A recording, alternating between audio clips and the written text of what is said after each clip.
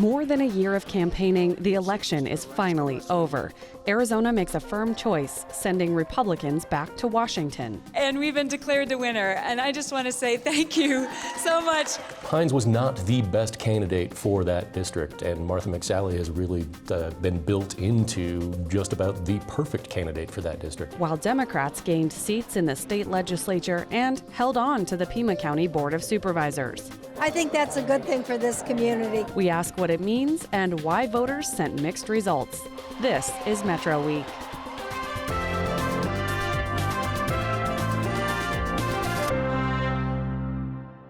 Hello, I'm Andrea Kelly. Thanks for joining us. Republican Representative Martha McSally won a second term in Arizona's 2nd Congressional District on election night. She beat Democrat Matt Hines, and to begin with, it's unusual to even have results by now, given that the seat has been a razor-thin margin each of the last 4 elections. We'll delve into what changed after a look at the week's top stories from the Arizona Public Media Newsroom. Election officials across the state spent this Veterans Day counting ballots. Hundreds of thousands of ballots still remain from Tuesday's general election. The outstanding ballots are all early ballots turned in on Election Day or provisional ballots. The staff at the recorder's office must verify those ballots before they can be counted. Pima County election officials say they expect to finish the counting by the middle of the week. We'll have more on the election outcome coming up in a few minutes. The Pima Animal Care Center will temporarily stop accepting animals brought in by their owners and suspend on-site adoptions. That's the result of an outbreak of illnesses among dogs in the shelter. About a dozen animals have fallen ill with 2 diseases, distemper and strep zoo.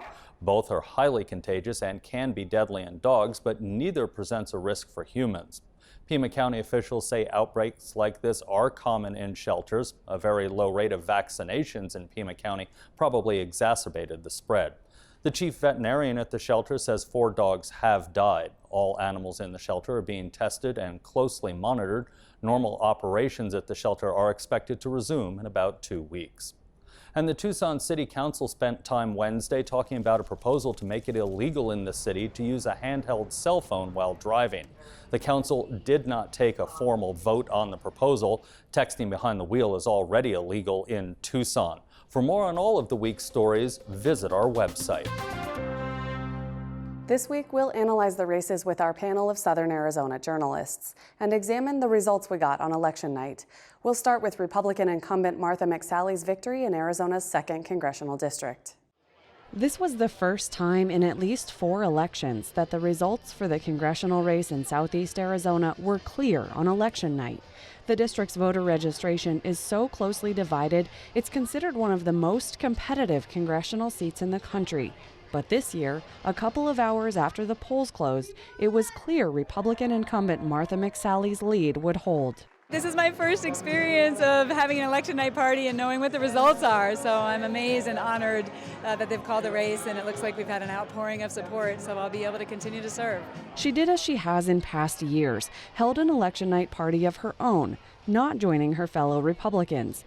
She says that's because of the district she represents. We've had independents and Republicans and Democrats support us, and so we're having the opportunity for them to all come and celebrate tonight with us. Democratic challenger Matt Hines called Ms. McSally Tuesday after the results were clear.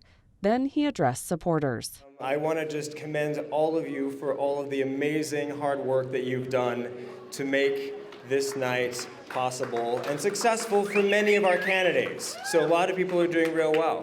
Now, I did reach out to Martha McSally to let her know that I congratulate her on her victory. I hope that it's not President Trump, but good luck if it is. We have a lot of work to do. He says he was simply outspent in this election. I think, being outspent $7.5 million to $1.5 million is certainly a factor. And honestly, to look at all of the other targeted races in the country, those on the red to blue list, so-called, even the margin as it is now, which I do believe could narrow significantly, we did better than more than half.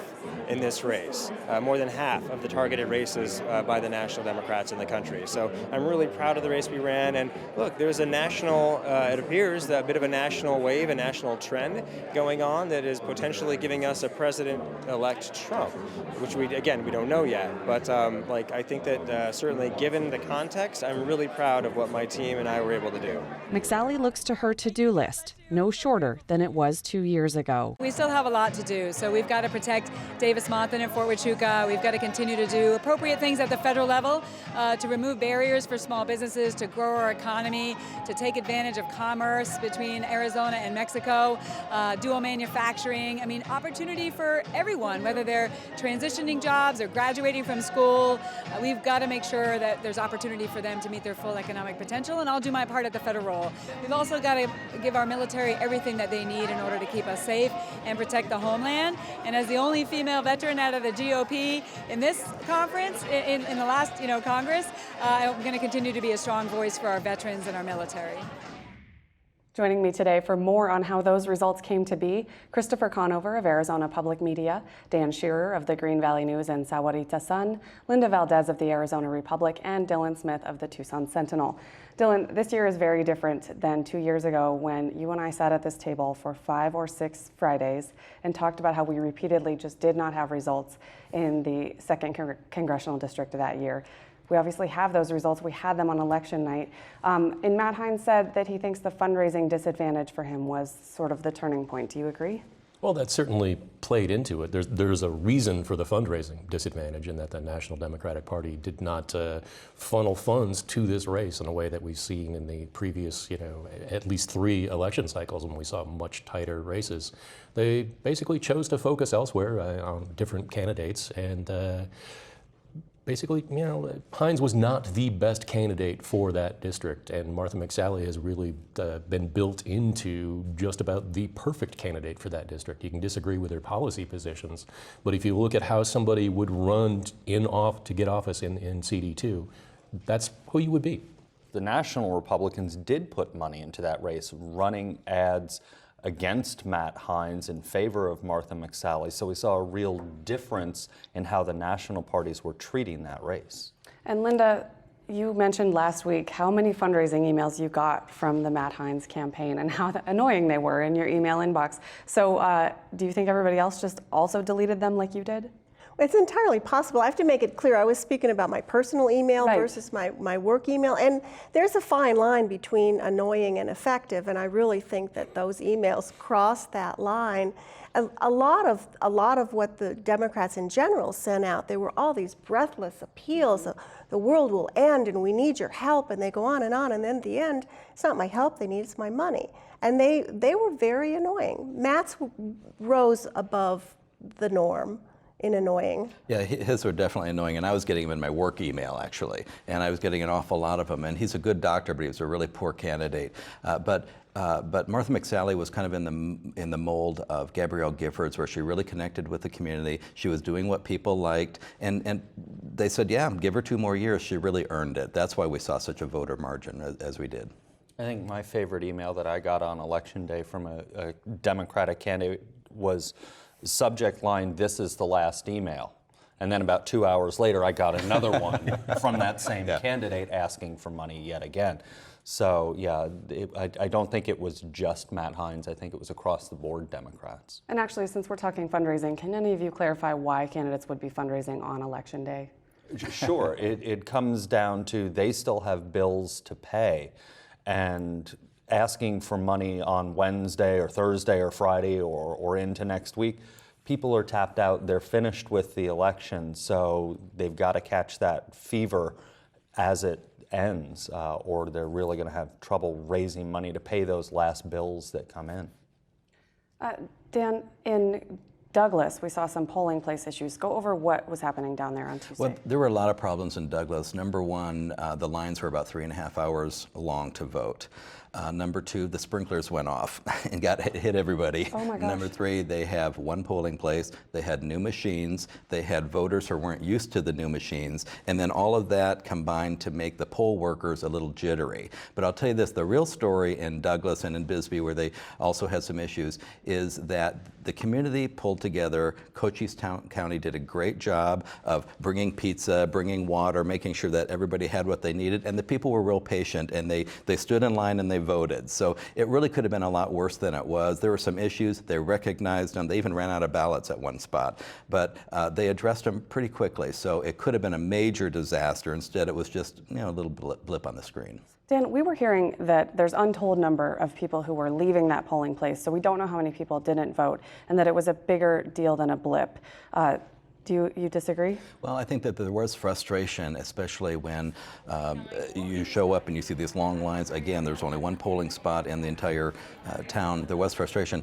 The question, though, is, could you vote? Yes. Was it going to be inconvenient? Yes. So my guess is we're going to see the early voter list in Cochise County grow. I want to note that our reporter Nancy Montoya was in Douglas Tuesday night and will have an exclusive report later on Arizona Week. Moving to the other contested congressional race in southern Arizona, District 1, which dips into Oro Valley in northern Pima County. Democrat Tom O'Halloran won the race, but here in Pima County, voters favored Republican Paul Babiu. Linda, I'm going to you on this one. Is that a surprise? I don't think it's a surprise, given that Paul Babiu is much better known down here than Tom O'Halloran is, and also the fact that that's a more conservative part of Pima County, where the district dips down there into Oro Valley and Marana, as you pointed out. I don't think it's a very big surprise because of the name recognition and because of the nature of that area. And Dan, with the Arizona congressional delegation, 5 Republicans, 4 Democrats, can we expect, and also with the House and Senate in Republican control next session, what kind of influence can we expect our representatives to have in Congress? Well, we do know that the House and the Senate have the Republicans retain control there, but they're now led by a man who has divided the Republican Party, at least in many people's eyes. The question is whether that divisive nature will continue with Donald Trump and whether that will dilute our delegation, in fact, all of the Republicans in Congress. So the real interesting thing here is their leadership, and is he going to make them a stronger party, or is he going to hurt them?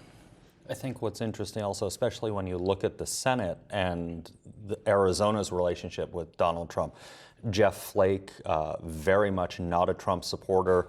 There were rumors that behind closed doors during a meeting when Mr. Trump was on Capitol Hill, that Jeff Flake was in his face and really being very tough on him. So it'll be interesting to see how that relationship plays out. There was the hot and cold relationship of John McCain and Donald Trump. So we have John McCain, who wields a fair amount of power in the Senate, versus Donald Trump now, again, will be interesting. And then looking locally, Martha McSally, never endorsed, never condemned, just stayed very quiet overall on Donald Trump. So it'll be interesting to see how these relationships play out and what that means for Arizona. Any idea whether we can expect her to keep a subcommittee chairman position on that Homeland Security Committee in the new Republican leadership? I don't see that would change, given, again, that the job that she's done. And the Republicans tend to want to control the issues. Donald Trump tends to want to control people. I think that's going to be the big issue here. We'll have to see how that one plays out. Turning now to the sheriff's race, Republican Mark Napier unseated Democrat Chris Nanos, who was appointed last year to the seat and sought to win a 4-year term. It's also worth noting that in Maricopa County, incumbent Republican Joe Arpaio lost to Democrat Paul Penzone. So we're going to have a Democratic sheriff in Maricopa County and a Republican sheriff in Pima County. Who would have thought that would happen? Linda? It is very interesting that happened. I think the handwriting was on the wall for Joe Arpaio. He was due to go.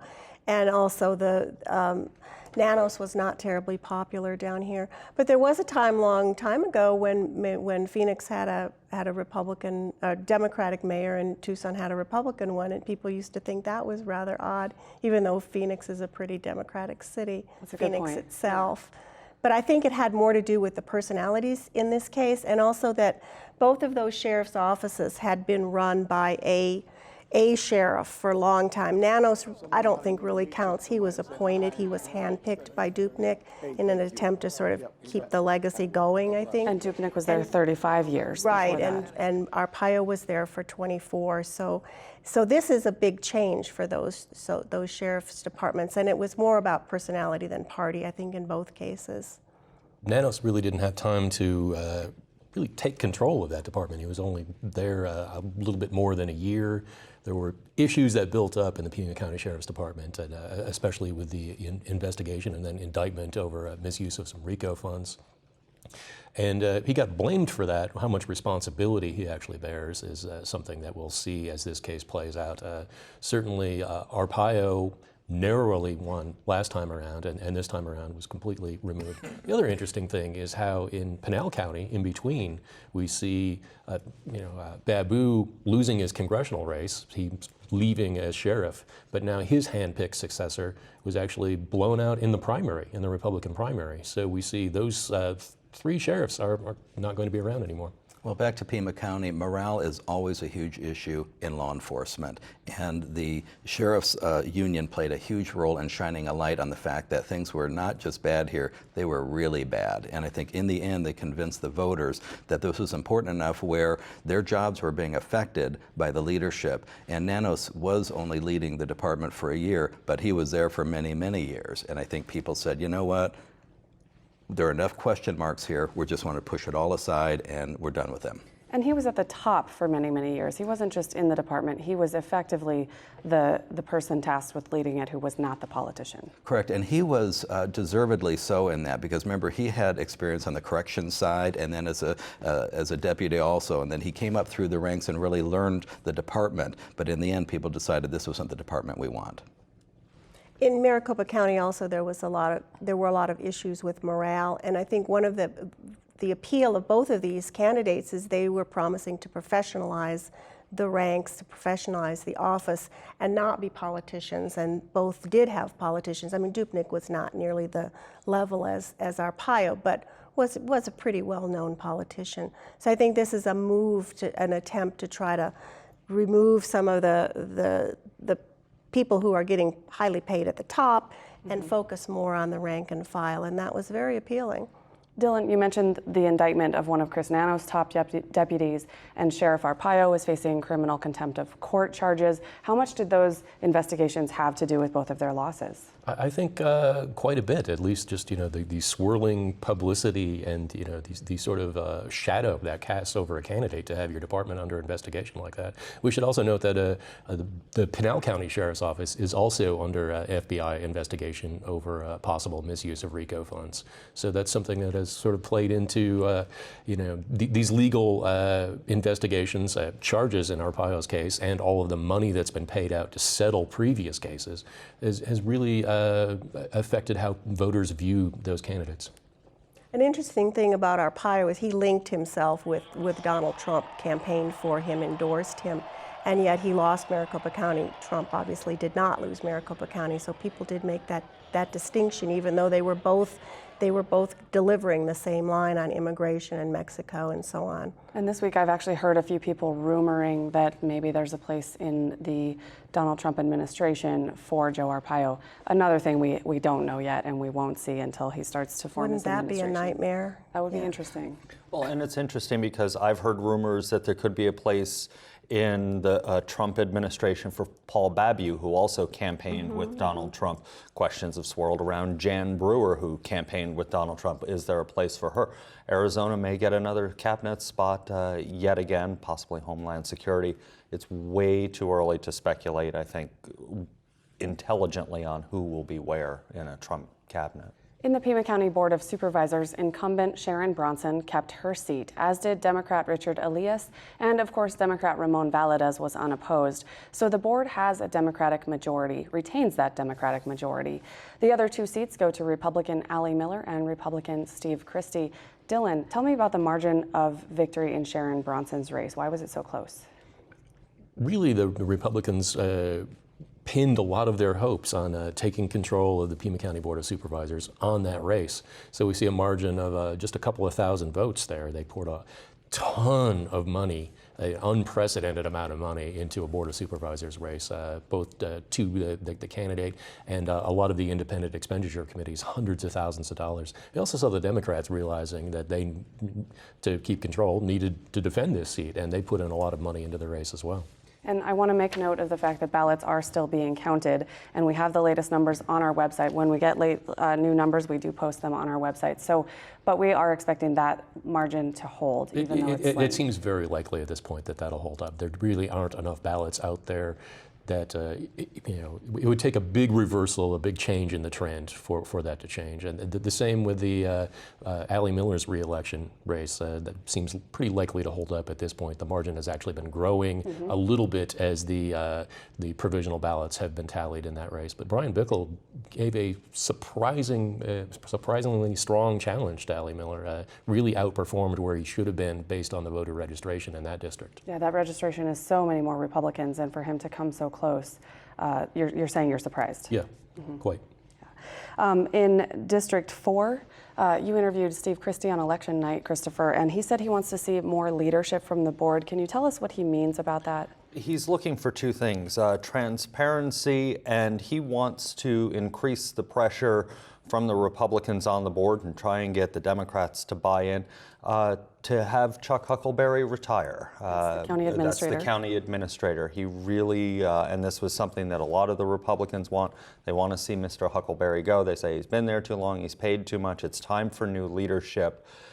Being a minority member, I think that's going to be a pretty heavy lift. If Steve Christie was in the majority, if Sharon Bronson had lost, I think that would have happened. But that's what they're aiming for. They're going to try and put a lot of pressure on the administrator's office in the coming weeks and months. And Dan, just to follow up on that, there is not a majority of Republicans on the board, but do you think Chuck Huckleberry saw a message in this campaign, or will it change anything the way people were campaigning against him as opposed to their actual political opponents? Well, the only new person on the board is someone who's taking an open seat, so I don't know that they saw that change was necessary. I think that they believe that the voters think they're doing a good job, and they're going to move forward in the way that that they have been. I think that they've gotten some good news recently as far as jobs coming to the county. I think that they're satisfied with that. I think if Steve Christie were to push for Chuck Huckleberry to leave, it wouldn't be immediately. I don't think that would be a good idea. You're going to need a year of transition. If Chuck Huckleberry has some things he still wants to accomplish, it might even be 2 years. They might negotiate along those lines, but I don't think he's going to push for him to be out. Steve Christie, and I spoke to him post-election, also wants what's best for this county. And if that means working with the Democrats, he's going to do it. He's intelligent. He knows people. He understands the heart of the county, and I think he's going to do what's best for it. So I don't think he's going to immediately push to have Chuck Huckleberry pushed out. We've seen in the last couple, at least, election cycles, the Republicans in the county try and campaign against Chuck Huckleberry. And actually, the Greens did it this year, too. And focus their attention on him. He's not on the ballot. Right. And it doesn't give you the best sort of campaign message to not directly talk about someone who's on the ballot and their record and what they've done, and rather focus on a bureaucrat who is appointed. You know, certainly he's a really powerful politician in this county, been there for 2 decades, probably the most powerful politician in southern Arizona in many ways, but he's not elected, and it's really hard to run against somebody who's not, their name doesn't show up to fill in a bubble. Right, and maybe Steve Christie has hit on really what needs to be done, and that is the board needs to make the decisions. And I think a lot of people feel that Chuck Huckleberry has been making all the decisions and the board has just rubber stamped them. So if the board could just rise up and maybe do a little bit more, get more involved, I think that's what would make everybody happy, and I think that's what he's aiming for. I think behind the scenes there's a whole lot more that goes on than just a rubber stamp. There's a lot of political jockeying, but when things come down to a board meeting... No, it's rubber stamping. That's what we've seen. That's what we've seen, and that's what's frustrated people. And even with the Republicans on, if you'd had 3 Republicans, I don't know that it would change, because the fact is Chuck Huckleberry knows what's going on in every single department, and a lot of his recommendations are very good. So maybe it's rubber stamping because it's validated. It's okay to do that, but they should know the issues more. There were some very basic questions on some big issues that a lot of these board members simply couldn't answer, and that was frustrating as a journalist. We spend so much time covering the campaigns. We've talked about it for many, many episodes of Metro Week. But really, the next 4 years, these people are running the county, whether you agree or disagree that Chuck Huckleberry has a hand over them on it. So what can residents expect in terms of how the budget will be set and what that means for property taxes in Pima County? You know, and they've been going up, and I think they're going to continue to go up because the county has a lot of needs. I think the big question is how are we going to handle the roads issue, which voters made very clear is important to them. There's some good ideas on the table, maybe some things that need to be tweaked, but if we can get past the rancor of the last couple of years and start addressing some of these issues, then we'll see what's going to happen to our taxes. But it's going to cost money. It's going to cost money. Linda, let's touch a little bit on the legislature. On election night, Democratic State Senator in Tucson, Steve Farley, was proclaiming that the Democrats were close to getting a tie in the state Senate, 15 Democrats, 15 Republicans. It looks like that's not the case, but again, as the ballots continue to be counted, there are still a couple of close races. So if the Democrats don't tie the Senate, or if they come close enough, they get 14 or 15, will that change the dynamic of the Arizona legislature for the next 2 years? It could change the dynamic, but I don't think it's going to change it much. The Republicans have already named their leadership. They've named Steve Yarborough to be Senate president. He's a big proponent of private schools, public money going to private schools. So I think you can see them pursuing that agenda again. The vouchers for all will return this year, and there'll be nothing to stop them. And in the House, you had J.D. Mesnard is named the Speaker. And he was the one who proposed expanding the Supreme Court so that Doug Ducey could pack it. So you'll see more coziness with the legislature and the governor's office, I believe. I don't think things are going to change. I don't think it was really realistic expectation for the Democrats. You just chalk it up to one more disappointment on Election Day for the Democrats. Does that mean you also don't expect the Democrats to have a greater voice in, say, negotiating the budget or any of those? Well, Mesnard has in the past said that members should have more of a role in the budget. I don't know if he meant members only who are Republicans or if he was a little more expansive about that. If you take him at his word and if he continues to say that, they should certainly push for that. I think the whole state should push for that. The idea that one party is completely excluded and all of their constituents are without a voice in shaping the budget is ridiculous. We'll see if it happens. Well, we even had complaints from rank and file Republicans last year during the budget process that they were excluded, that it was leadership in the governor's office only. So it will be interesting to see if Mesnard and Yarborough open up even to their own parties, and of course the Democrats want to be included in that also. So it'll be an interesting transition from a very strong Andy Biggs Senate President leadership to Steve Yarborough to see how he assumes that role. All right, now I'm going to turn you all in a different direction. We've been talking politics for so long. What's the political story you're looking forward to covering now that the elections are over? We'll start with you. One of the ones I still want to look at once the election is over is undervote. We heard a lot of people during this election say on the presidential ticket, Republicans say they didn't like Donald Trump. Democrats say they didn't like Hillary Clinton and they can't vote for either of them. So it will be interesting once all the ballots are counted to see how many people actually didn't vote for either of those candidates. Linda? I think it's going to be very interesting to see how Governor Ducey squares his support for Trump with his efforts to increase trade with Mexico. And some of those efforts have involved trying to get more federal money for the ports, working with the federal government in cooperation with Mexico to improve some of the infrastructure. And then, of course, there's NAFTA. There's a lot of trade going on with that, and the governor's trying to sell this Arizona-Sonora region as a trading, as a magnet to get investment here. That does not square with anything that Donald Trump has talked about doing at the border. So it's going to be very interesting to see how that works its way out. Dan, what are you looking forward to covering? My story is very local. Very few school districts in Arizona are actually growing. We're one of them, and we've had to keep passing bonds to build schools, so we're doing them ourselves because the state has pretty much pulled back or they're very slow in funding schools. Are we going to have to build all of our schools in the future, and what's that going to cost us? Sahuarita, Continental? Sahuarita, Okay. yeah. And Dylan? As journalists, people who dig into politics, we spend so much time talking about the horse race, who's up, who's down in the polls, who gave money to whom, and all of that. And I think we need to dig in a little bit more into public policy and actually governing, and not just the political part of things. And I think economic development in Pima County is something that government plays a big role in that we don't really talk about all that much. Every once in a while there's a big splashy deal for Caterpillar or Worldview that people criticize. But how are we actually going to grow and diversify our economy? And what is Pima County, what is the city of Tucson and the other towns around going to do about that? All right, thanks to all of you for being here. That's it for us this week. As the final ballots are counted again, the updated numbers will be on our website. Now, we leave you with scenes from the Veterans Day Parade in downtown Tucson. And from all of us at Arizona Public Media, we thank our veterans for their selfless service. I'm Andrea Kelly. Thanks for watching.